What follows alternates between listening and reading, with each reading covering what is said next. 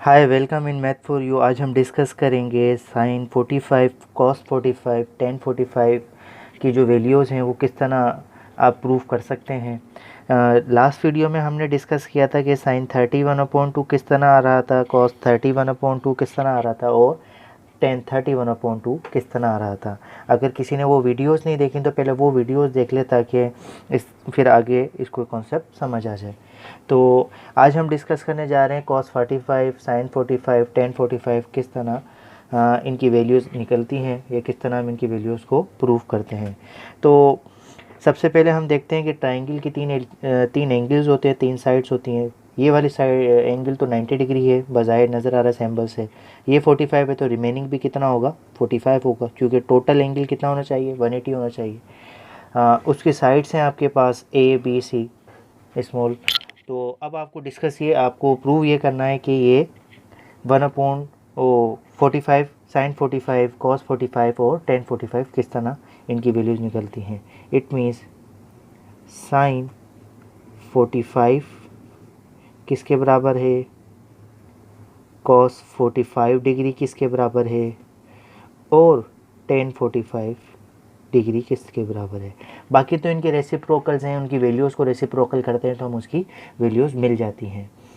तो सबसे पहले इसमें जो बेसिक जो चीज़ है जो आप लोगों को समझनी है कि अगर किसी ट्राइंगल के अंदर दो एंगल सेम हो जाएं तो वो ट्राइंगल आइसोसेलेस ट्राइंगल बन जाता है। इट मीन्स उसकी कोई भी दो साइड सेम हो जाती हैं। अब दो साइड कौन सी होंगी, जो उसके साथ वाली साइड्स होंगी। इट मीन्स अगर 45 इसके साथ है 45 इसके साथ है, इट मीन्स ये वाली साइड और ये वाली साइड क्या है, एक दूसरे के बराबर है। इसका मतलब अगर ये बी है तो ये भी बी होगी, अगर ये ए है तो ये ए होगी। इट मीन्स हमें ये पता चला कि आपके पास जब आप 45 डिग्री का एंगल प्रूफ करते हैं तो उसके अंदर बेस बराबर हो जाती है परपेंडिकुलर के।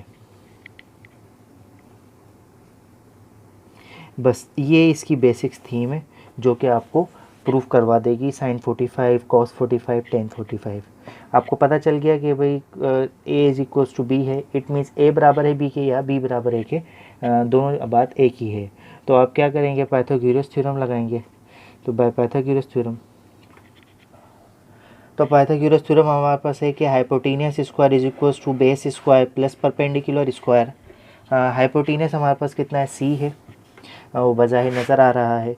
परपेंडिकुलर आपके पास बी है और बेस आपके पास अभी ए है। हम ए को बी भी लिख सकते हैं क्योंकि अभी मैंने बताया कि आइसोसेलेस ट्राइंगल के अंदर दो साइड्स कोई भी इक्वल होती हैं।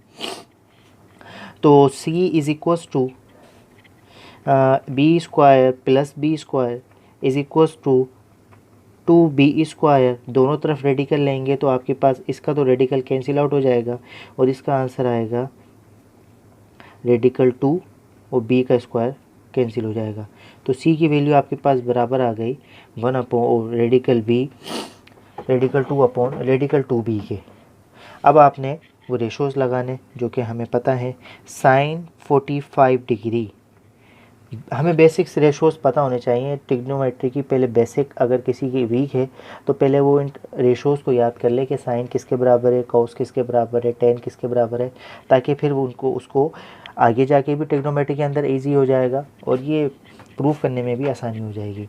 तो साइन 45, साइन का रेशो आपको पता होना चाहिए। साइन का रेशो क्या होता है कि perpendicular upon hypotenuse. It means perpendicular upon hypotenuse sine 45 degree is equals to perpendicular means B upon H. H की वैल्यू हाइपोटेनस मतलब सी किसके बराबर निकला है, 2 रेडिकल 2b के, और आपके पास ये b है। Cancel, sine 45 is equals to 1 radical 2। ये आपका प्रूव हो गया कि आपके पास साइन 45 1 रेडिकल 2 के बराबर है। और same as it is cos 45 अगर आप प्रूव करने जाएं तो कॉस का रेशो क्या होता है, बेस अपॉन हाइपोटेनियस। तो कॉस 45, बेस कितनी है यहाँ पे b, लेकिन b किसके बराबर है, वो a किसके बराबर है, b के।